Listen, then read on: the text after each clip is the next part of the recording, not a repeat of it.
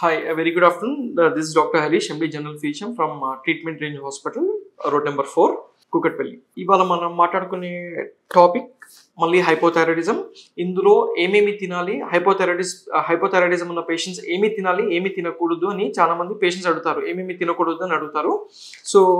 So ముఖ్యంగా hypothyroidism నుంచి బాధపడుతున్న పేషెంట్స్కి యూజువల్గా క్యాబేజ్, కాలీఫ్లవర్, బ్రాక్లీ, అంటే మనం ఇది కాలీఫ్లవర్ లాగానే ఉంటుంది. చాలా మందికి తెలియకపోవచ్చు, అందుకని నేను దీన్ని వివరించి చెప్పాల్సి వస్తుంది. బ్రాక్లీ అంటే మనకి సేమ్ చూడడానికి కాలీఫ్లవర్ లాగానే ఉంటుంది, కానీ గ్రీన్ కలర్లో ఉంటుంది. అండ్ బ్రసెల్స్ స్ప్రౌట్స్ అంటాము. సో దీస్ వెజిటేబుల్స్ ఇవి ఎందుకు తినొద్దు అంటే these produce a compound called goitrogens. So ఈ గైట్రోజన్స్ ఏం చేస్తాయంటే మనకి ఈ థైరాయిడ్ హార్మోన్ అనేది ఎక్కడైతే ప్రొడక్షన్ అవుతుందో దాన్ని కొంచెం డిస్టర్బ్ చేస్తుంది. దానివల్ల ఇవి తినకూడదు అని చెప్తాము.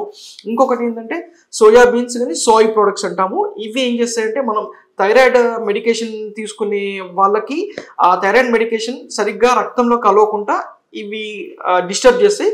సో ఇటువంటి అవాయిడ్ చేయడం బెటర్ అని చెప్పేసి చెప్పడం జరుగుతుంది. Thank you.